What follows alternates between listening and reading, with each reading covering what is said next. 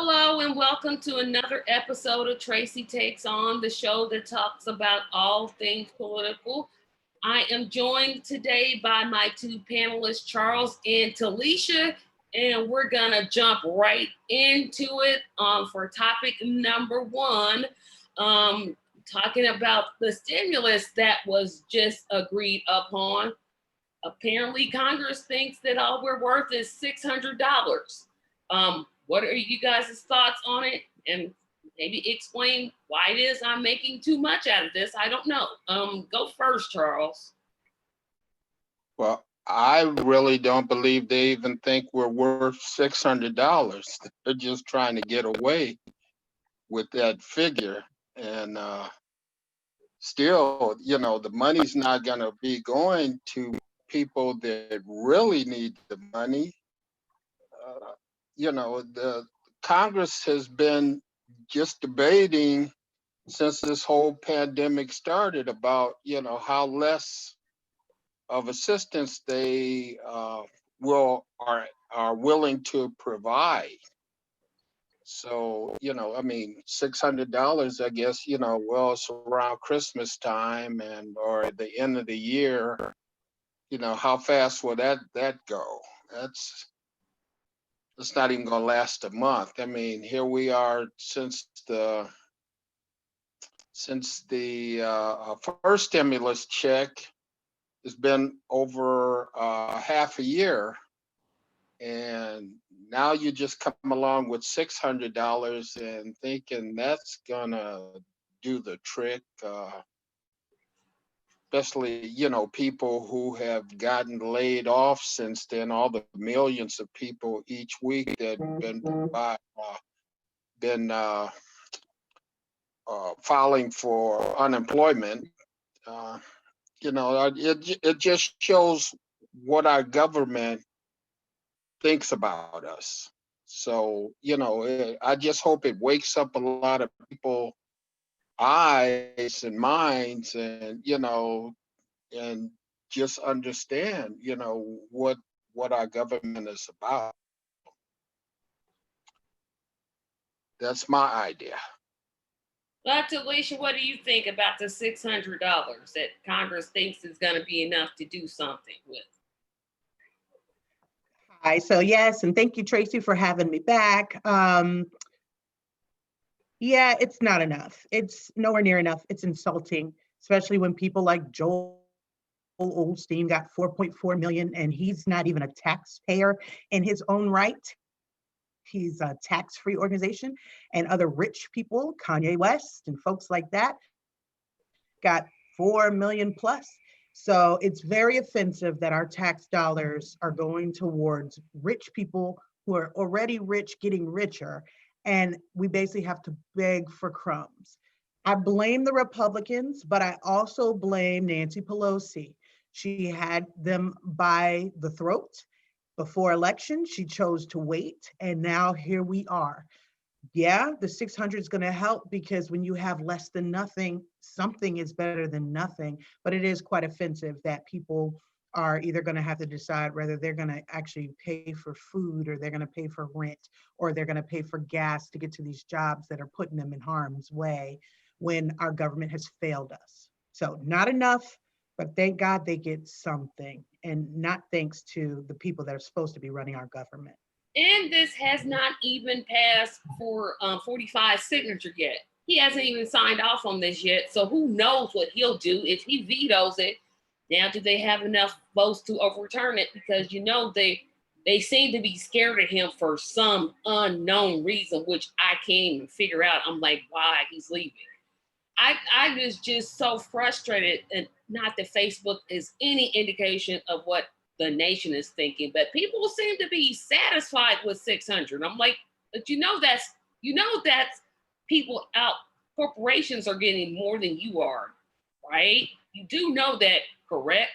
But I guess they're hoping that people take that attitude that something's better than nothing.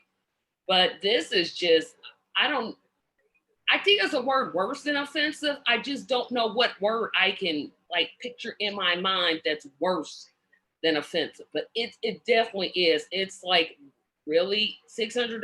You think that's not enough? I don't know how much y'all are paying a mortgage or rent. That's not enough to pay two of my utility bills. That's maybe one, maybe one, possibly another one. I just don't know. So I thought, I'm with you. I don't know what Pelosi's train of thought was on this. I mean, there was apparently before the election an agreement on a larger deal, but she didn't want she didn't want that deal to go forward because she thought that would be perceived as a win for Trump. So my question to her, if I was one of her constituents, I would be asking, who cares if he gets the win? We have literally people who are going to be evicted from their apartments, people that are going to lose their homes. We have people desperate for health care, and you're worried about a win. I don't know how she's allowed to be Speaker of the House. I can't. There's nothing about her that functions in my mind that I just can't figure out. So those are my thoughts about that. I thought you guys are going to have a lot more to say about that, but we'll move on to topic number 2 because topic 3 is going to be a real good one. The vaccine has finally rolled out. The first one, which I forget what it's called, and Moderna has got theirs approved just this past Friday, and there's apparently a third vaccine that's going to be on the horizon. Now I know Vice President-elect Biden got his today, which everybody we tape on Mondays, we are on Fridays, but today Monday he got his. Mike Pence got his Friday. I think he got his Friday.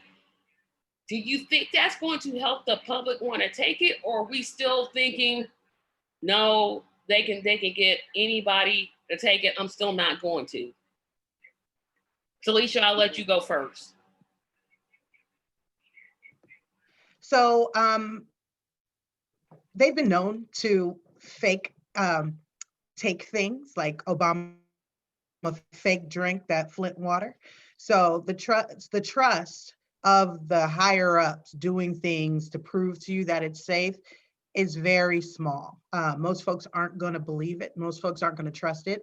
Black people have a history of being abused by this country. Tuskegee Airmen not Tuskegee Airmen, but the Tuskegee experiment comes to mind, where they let these poor guys get syphilis to the point where it ate up their brains, and they were giving them placebos and pretending like it was a cure. So we as a people have a mistrust of the government. It didn't help that for the last 4 years, Trump chipped away at the institutions. So even folks that maybe don't have the healthy skepticism that Black people have, they may be believing Trump's load of bull, whereas certain institutions aren't to be trusted and they're out to get you and they want to harm you. So I know I personally want to see a lot more research before I do it, or if I allow my family to do it. Now, where it comes to, maybe a year from now and folks aren't having temporary paralysis or, any kind of reaction. I heard the Black nurse, who I guess I was supposed to encourage all Black people because a Black nurse took it. I heard she fainted, but that might have been because she has an aversion to needles. So that made her faint, the stress of it. Maybe, who knows? But the fact that they rolled it out so quick, and now the fact that there's a new mutated strain going around that the vaccine may not necessarily cure or prevent, means that we're almost starting at square one and we don't really know who to trust. So I need a lot more studies before I can co-sign anything. Charles, what about? Well, first of all, I'm not even sure if the vaccine is going to even cure anybody, because you haven't seen any results yet. This thing was just rushed too fast, and I'm doing my own little research, finding out what information that they're putting out. I still have questions. I mean, I have a question. What's the difference between the Pfizer vaccine and the Moderna vaccine, and people can only tell me, well, the way it's, well, my question back to you is, why is it stored that way? Why does one need to be sub-zero and the other one not? It has to be something different in there, but no company are sharing the materials that they use to make this vaccine. I found out that the clinical trials that they ran, they weren't ran like 1, 2, and 3. They were ran all together. Moderna didn't get 30,000 people into their enrollment until in October for the phase 3 trial. So I'm looking at, okay, so you inject 30,000 people. Now those 30,000 people have to come back in 3 to 4 weeks for their second injection. So how is this thing on the market in less than 2 months? And Moderna even said, well, the phase 3 trial isn't going to be completed until 2022. Both companies have filed disclaimers so they can't be sued over this vaccine. So it's like, I guess the public is the phase 3 trial and just wait and see what happens, because, you know, people have underlying conditions. And I'm not sure of what questions are being asked before we take this vaccine. You know, they even have, they had here a drive-through where, you know, you go up and you get your shot and just go park and stay there for 15 minutes. And if everything's okay, you know, then you go about your way. And it's a long line. So I don't know, you know, how much time are they taking with each person? It's just, it's not enough information out there yet. And right now, the only winners I see in this whole thing are Moderna and Pfizer, because they getting paid, regardless if this vaccine works or not. But they said if 75% of the population is vaccinated by next summer, the virus will be done with. And I'm saying, well, gee, you know, so you're telling me that the virus is going to be done with before the clinical trials are even finished. So, you know, I don't know what this vaccine is going to do. You know, they touted to be safe, but they're not touting it to be effective yet, because they, you know, they don't have results. You got to wait and see if you're going to get the virus or if you're not going to get the virus. They're telling you you still have to wear a mask. Well, I'm saying, well, why should you have to wear a mask if they're telling you that this RNA protein is supposed to make the antibodies to attack this virus when it comes into your body? So I don't see why you need to wear that mask again. Again, I don't know. You know, as far as I'm concerned, I'll be way back at the end of the line and see how everybody else fares up front. You know, I'll just mask and social distance until that time. You know, that's a difficult thing that you talked about, because I think I talked about this the last time we did a taping. Is I have 2 chronic conditions. And I know right after the senior citizens my condition is probably going to put me in that group where my doctor's probably going to be like, okay, you need to take this, you need to take this. And I'm like, well, do I want to put myself at risk and take it? Or do I not want to put myself and still be at risk? So it's like you either darn if you do or you darn if you don't kind of thing. And that's a very, very strange place to find yourself, because you're right. There hasn't been any type of studies done on, as far as I can tell, on people with especially chronic conditions. That's like, how are we gonna, how are we gonna fare? Like, is this gonna make it worse? And from my understanding, I don't think either of the vaccines stop the COVID. I think what they do is either they prevent people from getting it if they don't have it, or they lessen the likelihood. So I don't think either of them stop people from getting the vaccine. I mean, the virus. It just makes you less likely to die from it, I'm supposing.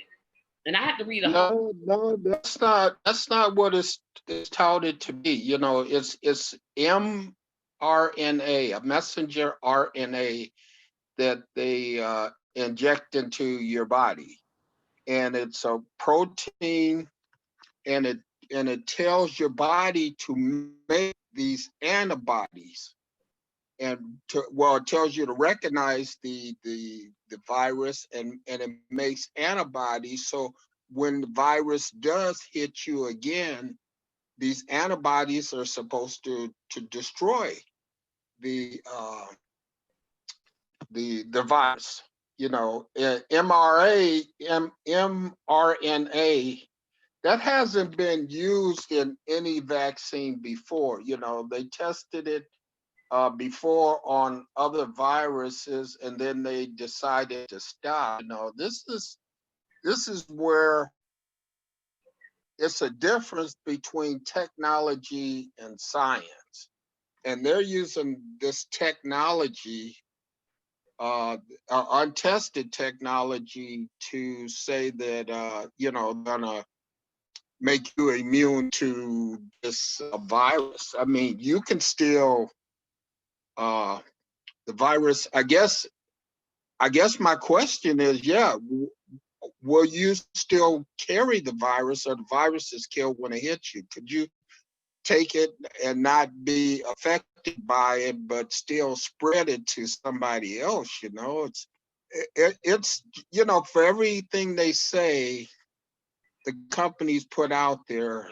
it's just more questions to be asked. They need to provide more data, and so people can make a more of a informative choice. All we're hearing is just these: trust the doctors, trust the scientists, trust the politicians who's telling you to do this. Hey, I don't trust none of them. Okay, because I know they will lie. Okay, especially when it's something in their interest to motivate them to lie. They can always come back and say, well, we thought it was going to do this, or we thought it was going to do that. I like I say, I'll just wait. It's no rush on me. I'm not getting around people anyway, so Yeah, I'll that. just. Yeah, and be thankful you don't have a chronic condition, because, well, it's going through my mind like, okay, now do I do this, or do I do this, or do I do this? And I can almost hear my doctor saying, Tracy, take it, take it, take it. I mean, I can literally almost hear her saying that I should take it. But we're gonna move to the next subject, and I didn't put this one in the agenda because it just kind of came across the news. I think it came on Saturday. I might have forgotten to include it. Number 45 does not want to give up. And now, so apparently, he's got January the 6th. That's the last quote unquote stand that he'll have to make. That's where Mike Pence is going to preside over the certification of the electors. That's the final step. However, it is being floated and I think he floated it, then he kind of took it back when he saw how it would go, is he wants to use martial law to overturn the elections. At first, I laughed because I thought he can't be this stupid. And then I started thinking, well, maybe he can be. And when I saw it trending, I was like, oh no, please don't say that he said martial law. Somebody, please tell him it's over. He's not going to be president January 26th. He's going to be charged with crimes in New York City. I don't know why he keeps trying. He keeps failing. Anybody wants to jump in, go ahead. Not all at once. Well, I keep it mute just so I don't have any crazy noise in the background. So yeah, I think he's just milking this for all he can, right? Trump loves the attention. What way to get attention? But to say you're not gonna leave the White House when it's time for you to go. I don't think he believes it any more than we believe it. Now, his supporters believe it because the supporters will believe anything he says, right? But the rest of the world that's intelligent, even Vladimir Putin called to congratulate Joe Biden. So that being said, it's over. Trump knows it's over. And this is his last 15 minutes of fame. And as much as he can drag this out for the next 4 years and say that this election was stolen, it gives him just that much more chance to come back in 2024, still relevant, hoping a prayer that he can go and run against Joe or Kamala, whoever they choose to put up in 2024. So he knows it's over. Now, what is the unknown factor is how far will his supporters go? They came to my well, I don't want to say state because we don't have statehood, but they came to DC and showed their behinds, snatching down Black Lives Matter signs off of churches and setting them on fire and beating down counter protesters. And, basically Muriel Bowser let it happen. So I'm kind of worried about the nuts that don't get the inside joke that this is really just antics and staged, and basically he doesn't mean a thing of it. So that does have me a little worried. It does have me a little worried that these nuts who are allowed to arm to the teeth will decide that they're going to arm up on the 20th of January and decide that they're going to go and kill anybody that looks like a Dem, that looks like a Black person they don't like, that looks like an immigrant that might not be here the right way, like they love to say. So that does cause me to pause. And something probably needs to happen out of his mouth to keep them at bay, because I have a feeling that it's not going to be pretty on Inauguration Day. Do you think he's going to do it though? I don't think he can literally say the words, I lost, stay home, don't do anything. I think he's going to encourage it. I really do. I think he's going to say, take your arms up and get out in those streets and act a fool. I really do, because I don't think he has it in him to say, I lost. Well, to me, this is the last stab at the grift as well. He's getting money hand over fist. These poor, dumb folks that can't get $600 from their local Senate and Congress are deciding that they're going to give those last pennies they have to his fight the steal campaign, which everybody knows it's crap. So he's just trying to get money. He's still trying to remain relevant. The rest of those people that eat at the foot of Trump, I can't call it. Well, what him telling people to get out in the streets and do violence, that's not martial law. That's just civil unrest. As far as declaring martial law, you could declare it. Doesn't mean that, you're going to be able to have the support to go through with it. Because what the generals are saying, that they're not getting involved in elections. That's not part of their job. That's not a reason for calling martial law, because you didn't win the election. So I don't think that's going to happen. The main person who came in there and touted that idea was General Flynn, Michael Flynn, who he had to pardon for his crimes, and I don't know, maybe the military might want to recall him back to active duty and court-martial him for suggesting something like that to the president. That's bordering on treason, and I think that's probably why he hasn't did it already. But hey, he's like a corner dog, and well, we're down to 30 days now, and it just seemed like he gets more desperate and desperate each day. So, yeah, I mean, he can try this, but I really don't think that that's going to happen. Now, as far as civil unrest, well, that's what you have your military and your police forces in all the cities across America left their job to stop civil unrest. I mean, hey, if necessary, start putting people in jail, or they might start have to shooting people. So yeah, we have to see. Maybe it's safe to go out here and buy a gun to protect myself at home. Because I definitely ain't gonna be walking up and down the street with a open carry, because I know that's not for black people. Okay, so, but you come through my door, that's fair game. So hey, I'll shoot you. I don't care. Uh, but like I say, we just gotta wait and see. I just hope it's just stupid talk. I mean, he Trump said this way back about maybe 2 or 3 years ago, that if he's not reelected, it'll be a civil war.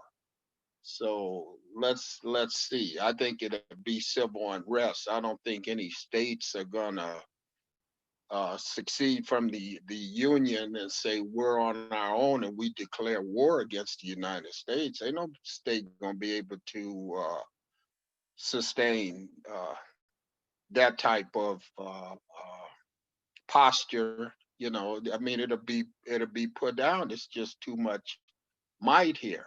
And then you have the soldiers. Are they gonna go for it?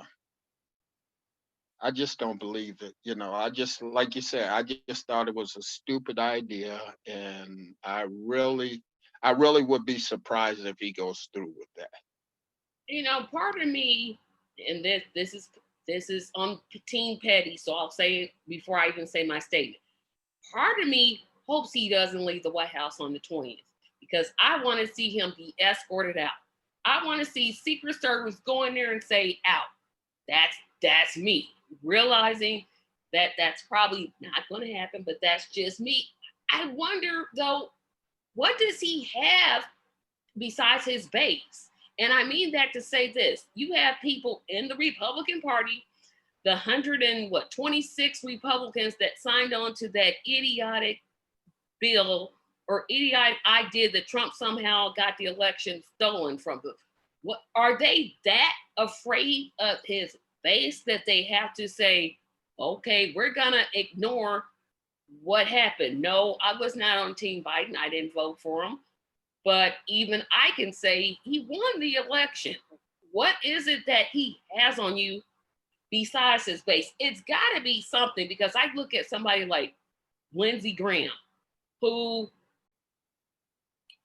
used to have some sense, like way back a couple years ago, had some sense, and it's just all of a sudden it just flipped, where he's just like, anything Trump says, I'm gonna do.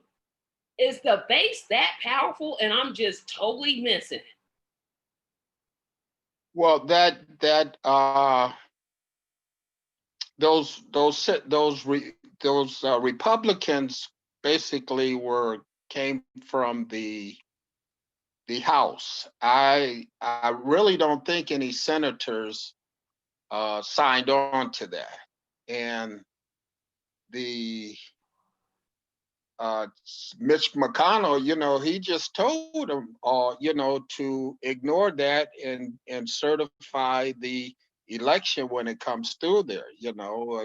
So far it seems like it's one maybe two Republicans who aren't going to certify it, which means that it has to go, I guess, debate and go back for a vote between the houses and the Senate. So, but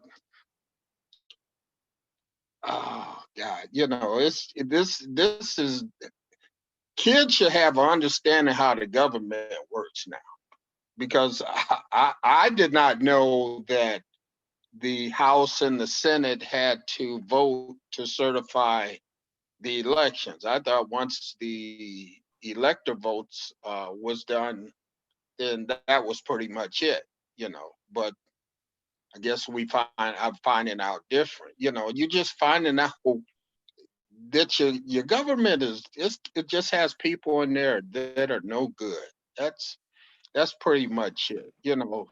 And as far as Trump being back in 2024, I still stand by my prediction that he's not worried about 2024. If he was, then he would just concede and get out now. He's worried about 2021 on the 21st of January, when he's got to get out there, and now he's got to deal with all these legal issues, and these legal issues aren't going away in a weekend. Some judge now just said that it's more documents that he's ordered to turn over. When he gets out, he's not going to be able to hide behind the presidency once he's out of office. And that's probably why he doesn't want to get out of office, because he doesn't want to face those issues. I just think he'll have too much baggage, and people, take a step back and say, do we really want to go through this again? Some people I'm sure will, but some people I think will have woken up and like he might have something on them, and why they're trying to give a symbolic support of Trump, but in privacy probably saying, well, yeah, we know he lost. Yeah, I just like, wait a minute. Now I know that base makes up a whole lot more things than what I was thinking, but I'm like, what? I know Putin. I'm assuming Putin has something on Trump, because he never, ever, ever, ever, if I heard Trump ever criticize Putin, never. I have yet to hear it. Even with this latest hack, he was like, "Oh, it's just fake. It could have been China." Okay, sit down somewhere.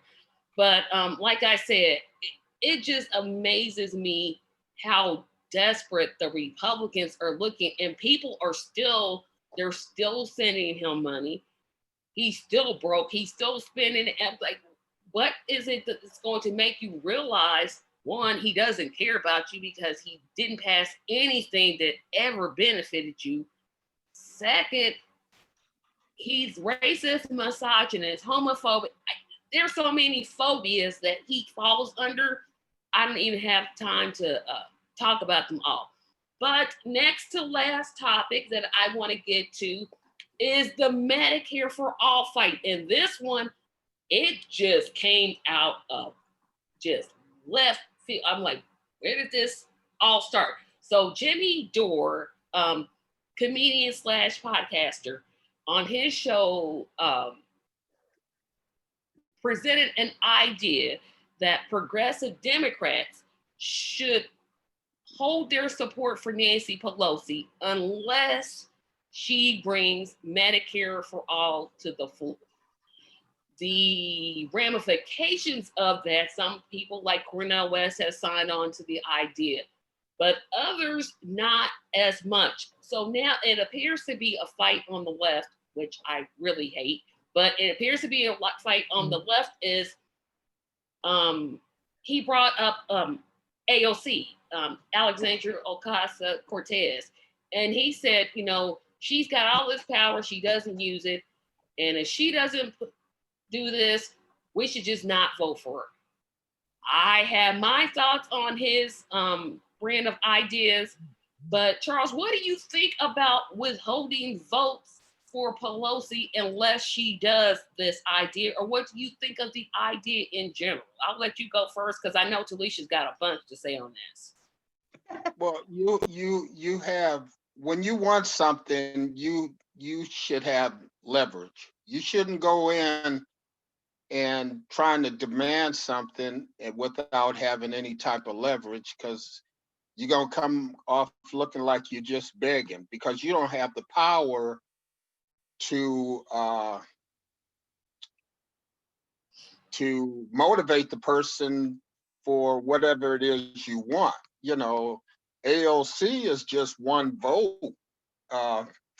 You know, the young people are coming in now. The old people are slowly moving out. You know, they need to step aside, okay? They haven't gotten it right since they've been there. So, you know, it's the young people's time to step in and do what they want to do, because this is good. This is their future. You know, these old heads up there, they aren't gonna be up there that much longer. But they still, everybody wants to hold on to power by any means necessary.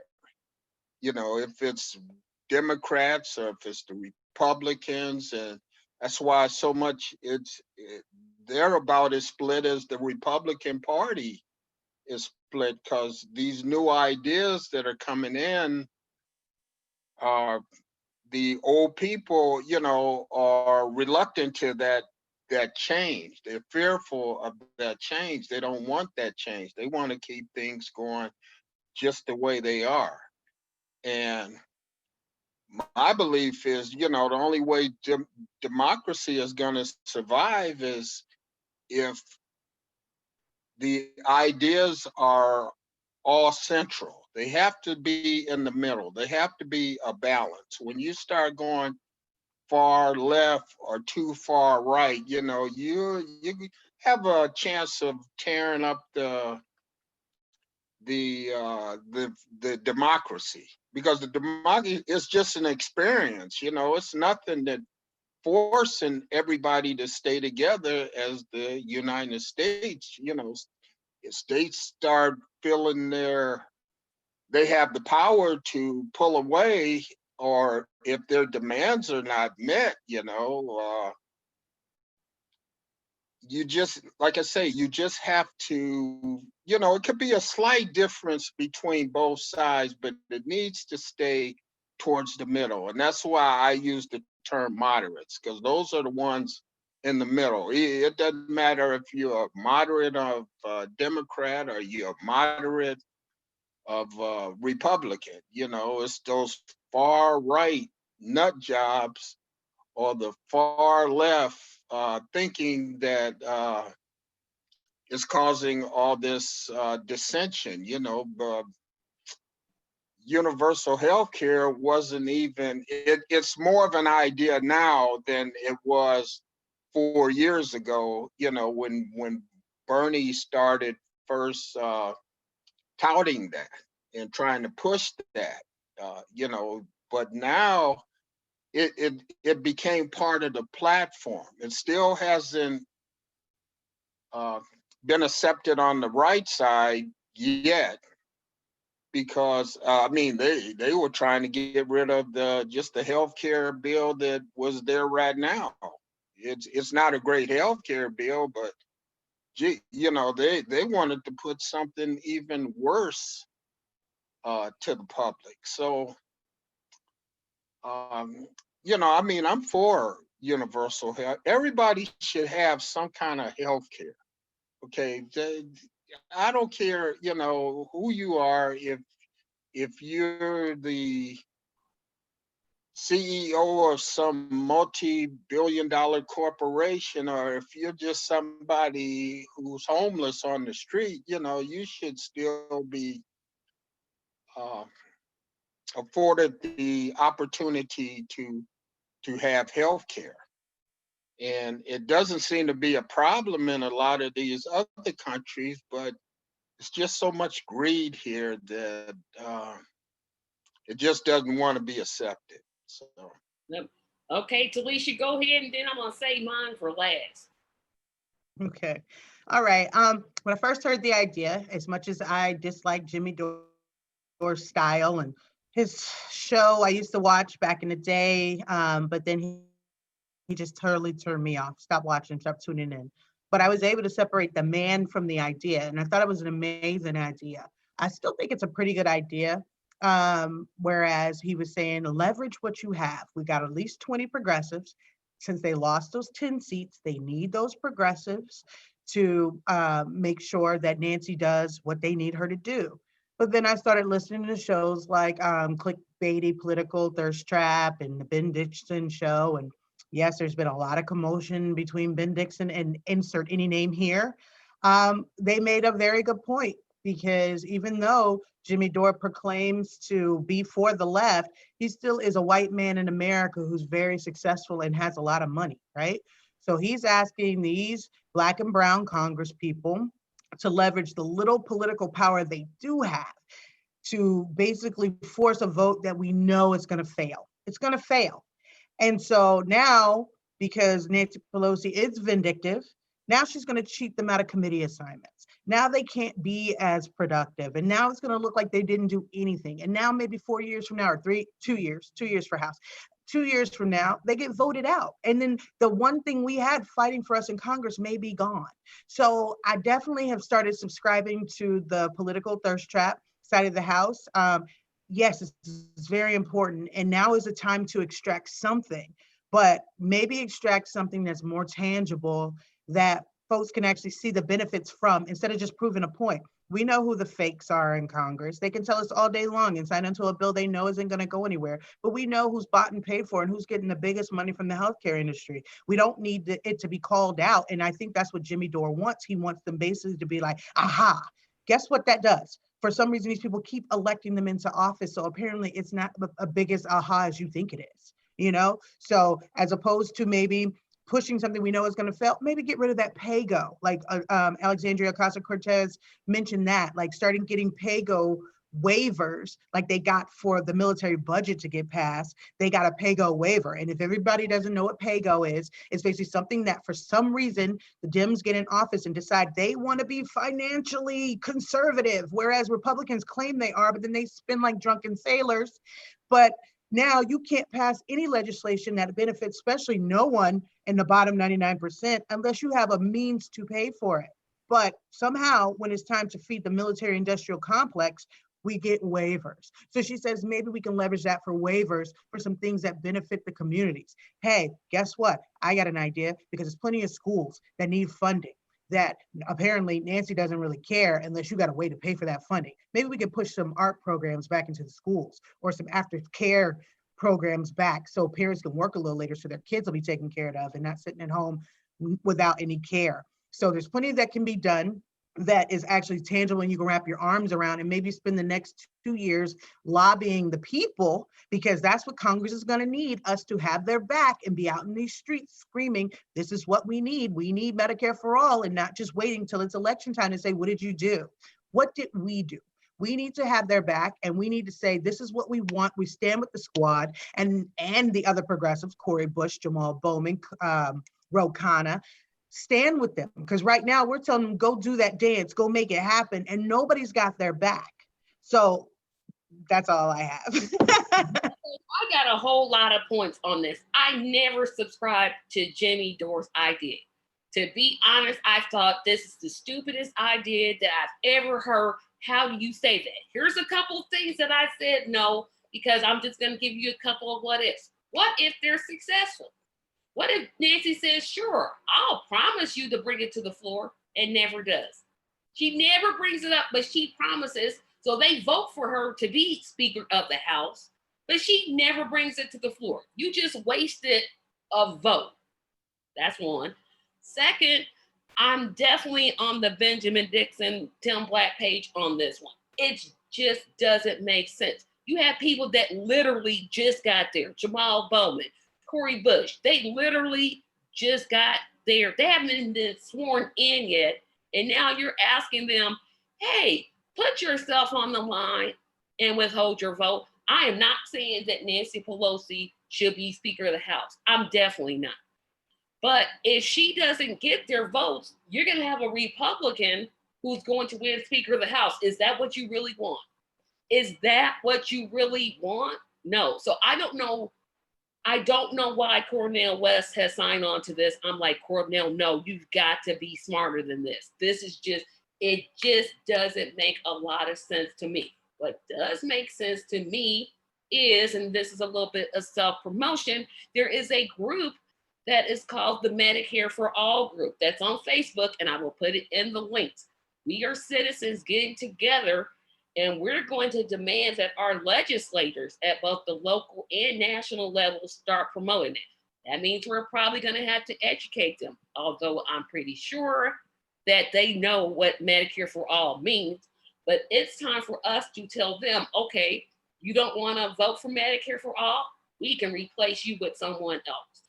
And that's what Benjamin Dixon was getting to, is primarying these Congress people that keep voting against Medicare for All, like the Jim Clyburns, who take so much money from the pharmaceutical industry, the insurance industry, the Nancy Pelosi's, the, I can't think of her name right now because her name has slipped my mind, but she's from Florida and she ran the Democratic Party.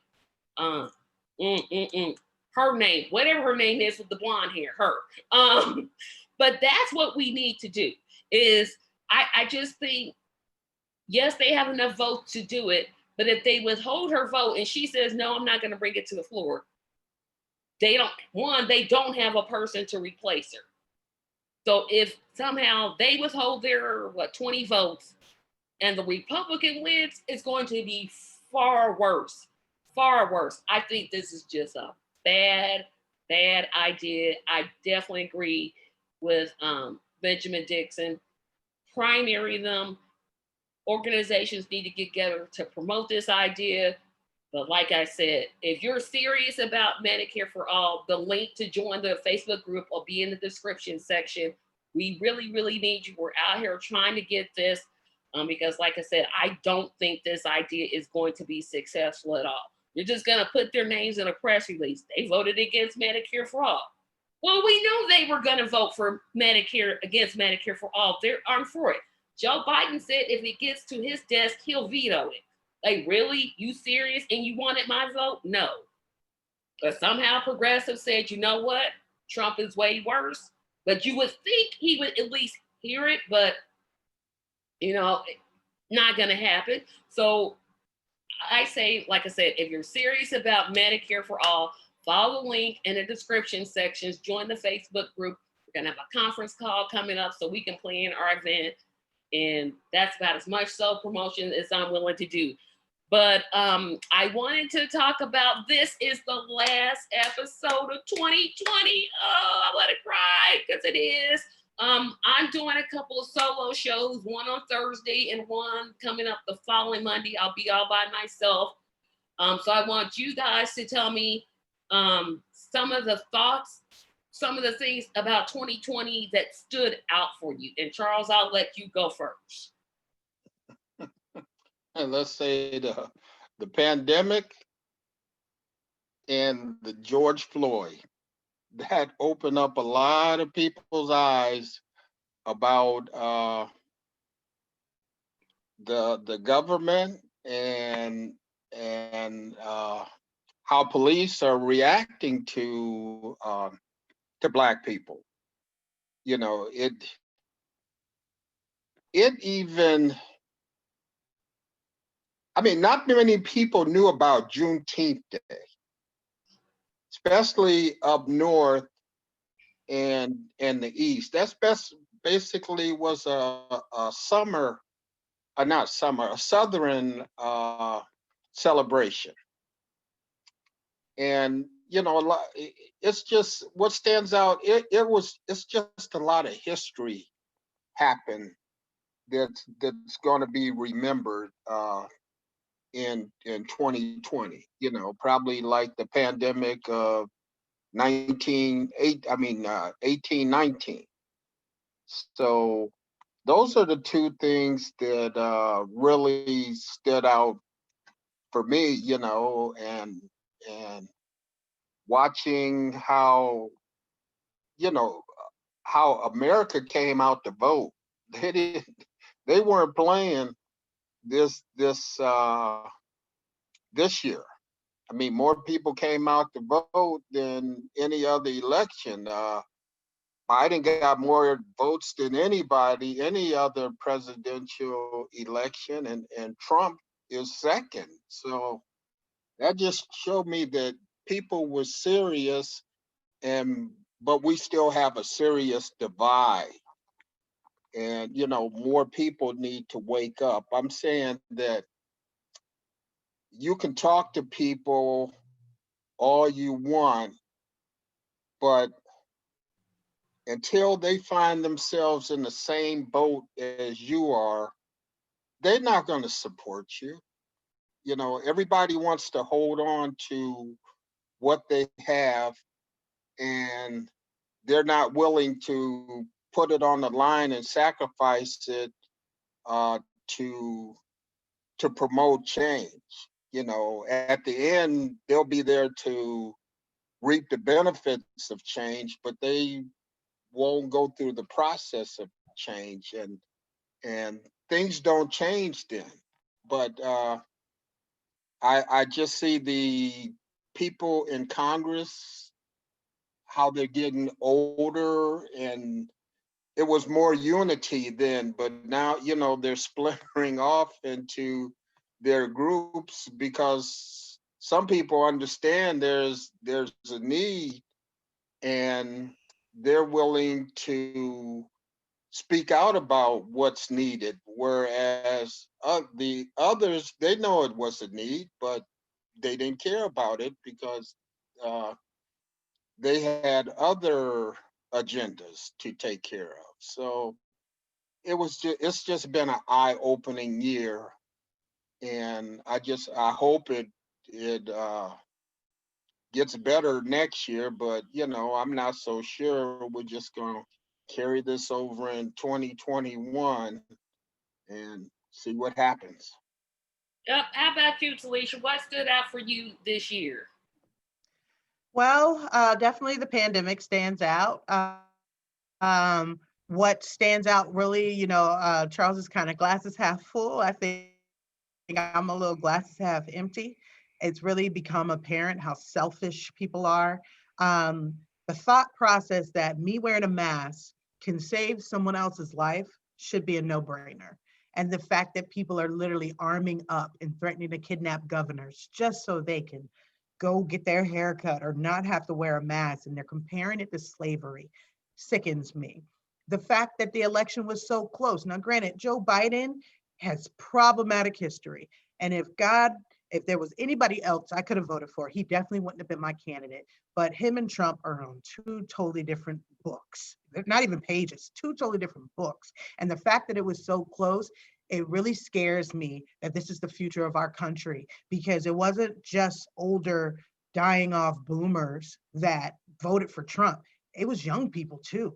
His numbers for young people went up, and folks fell for the Kool-Aid. They drink it, just one cup after cup. And it wasn't just the whole "I can make you rich." I believe he could do something, because we saw how he's really torn this country apart for 4 years. It was part of it was the racism. People eat up that racism and they like it. There's not dog whistles anymore. It's bullhorns. We have living, breathing monsters walking around with us every day. And that scares me. It scares me that I have to raise my daughter in a country like this. And I have to have talks with my sons that when you see police, make sure you put your hand on the wheel so they don't kill you. That I have to tell my sons, you got to move differently than other children have to move, than white children have to move. And you can't just tell the cop, what did you stop me for? You have to be almost servantful. You have to basically just give up every right you have. And this is supposed to be the greatest nation that they've fed us since we were born, that we were in the greatest nation and we had freedoms. I was in the military. I fought for these freedoms, and my kids don't have those rights. It breaks my heart. So I'm hoping through my action, because I said, don't talk about it, be about it. that I can start facilitating that everybody else goes out and fights for everybody else to have these rights. One thing that did hearten me was seeing white women use their privilege to lay on Black men getting accosted by the police. White women that stood in front of protesters and said, if you're gonna shoot at them, you gotta shoot at me first. So that heartened me, and that made me feel like there is some hope. Very, very, very small hope, but I feel some hope. So hopefully there will be a change. I don't expect a lot from the Biden admin, but maybe just not somebody that's just causing division and strife every day. It's a start. And then we, the people, come together and push those changes we want. So if anything else, 2020 has left me determined to make this a better future for my kids and the other people's kids, because this is not the world that they promised us. And I don't want them to wake up and have that same reaction we got this year, probably before this year, but it was really thrown in our face that America is not perfect. America is flawed, it's cracked, it's broken. There's a sickness, there's a greed. People would rather see people starve and get cancer and be homeless than to lose their bottom line, or for them not to donate, what was it, 2 cents over every $40 million is what Elizabeth Warren was asking for, probably way more than that. So it sickens me that what this country is, how sick it is, but I know we can do better because there's plenty of people that feel this same hurt that I feel in my heart. And so we just need to get together and make the changes we want to see. Yeah, 2020 for me was a tale of two cities, if I can describe it like that. It didn't start off good. I mean, in January, we lost Kobe. Then the pandemic broke out, and the losses just seemed to pile up and pile up and pile up. We had a president that completely publicly ignored COVID, meanwhile, confiding to a man that wrote a book about him that he knew it was real, but publicly said, oh, don't worry about it. So 2020, I don't know. I think what 2020 caused me to do is wake up. 2020 really put in perspective what it is that I should be doing. It started off bad, but I'll tell you what, when election day came and after the what seemed like 4 weeks before they could declare winner, once they declared Biden the winner, it was like a weight just lifted off of my shoulder. And I felt like, okay, I'm going to go forward. I'm going to do this podcast. I'm going to launch the Progressive Queens, and I'm going to talk about these issues because I think they need to be talked about. So the best way for me to describe 2020 is definitely a tale of two cities. There were some very, very, very few good times, and it seemed like to be a whole bunch of bad times. But I think if we can just hold out, I think things are going to be better. I really do, because if not, then I wouldn't be doing this. I definitely think 2021 holds a whole lot more better than 2020. 2020 was just like the worst year in my life. And I know I'm old, but oh well, I still say it's worse. So that's my thoughts on 2020. So you guys are going to pick your idiot. Well, no, I'm going to pick mine, but I'm doing a special video. So just to let everybody know, usually we pick our idiots of the week, all three of us to do it, but I am doing a solo podcast on Thursday of my top 10 idiots, and I'll split them up into one video, I'll do 5, another, I'll do the other 5, and then I'll talk about my views on 2020 month by month. That'll be interesting, so watch that because I record that this week. So Charles, give me your idiot of the week and why you think that person is an idiot. Well, again, I say Flynn is my idiot of the week. You know, that he would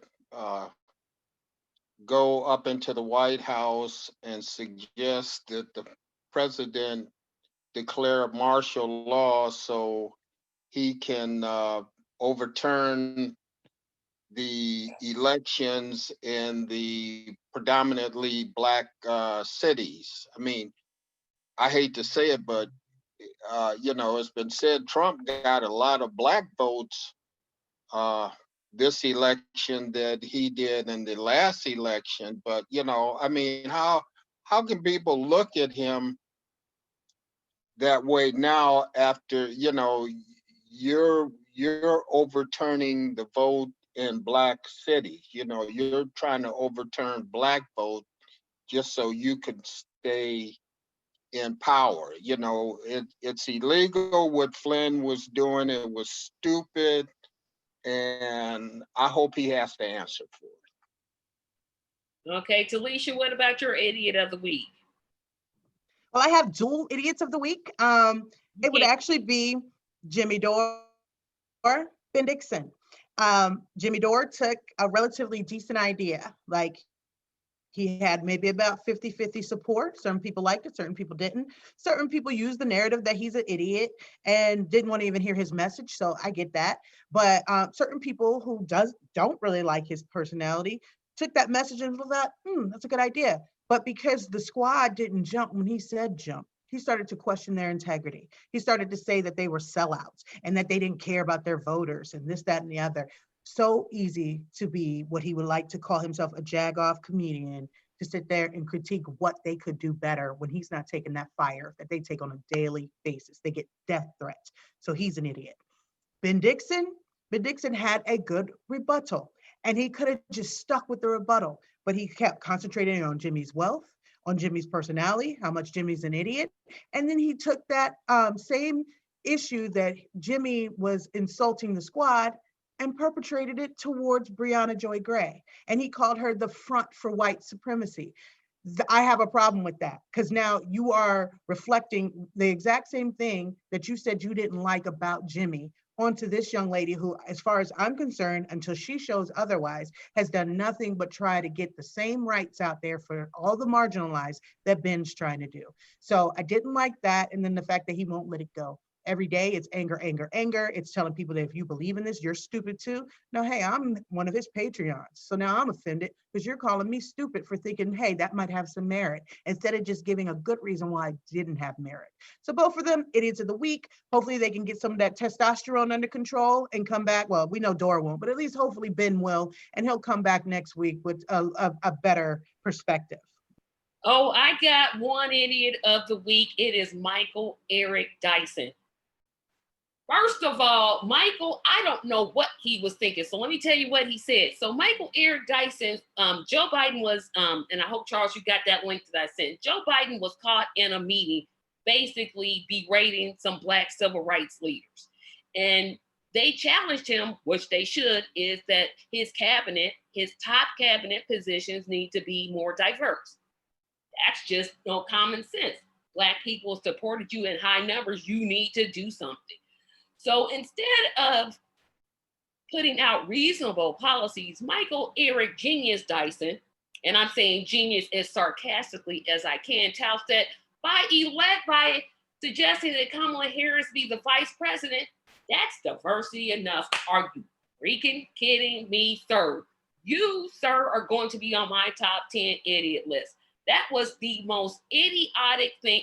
How did he even come up with this? He looked like, an audience, please forgive me because I don't use this term a whole lot, but he looked like a straight up coon when he said that. I'm just sitting there like, did he really just say by putting her as vice president? Biden didn't even say that. I mean, he didn't even say that. And I'm like, did they tell you to say that? He's my idiot of the week, and I could keep going, but I'm just gonna cut it there. Because when I heard him say that, I'm like, he's got Jimmy Dorby, he's got AOC Nick, he's got all those people who I was going to consider. He's got it. To me, he definitely has it. So that is the last show for 2020. Audience, I thank you so much for joining me on this podcast journey. I'll see everybody January the 11th, 2021. Remember, my birthday is January 4th. Not to be publicizing anything, but my birthday's coming up. So I thank you guys for joining me as panelists. Keep your ears open, your hearts open, and your minds clean. I will see you all later. Have a great evening. Thanks, guys. Bye-bye. All right. Bye. Merry Christmas. Happy New Year. Merry Christmas. Thank you. Bye now. Bye-bye. Bye.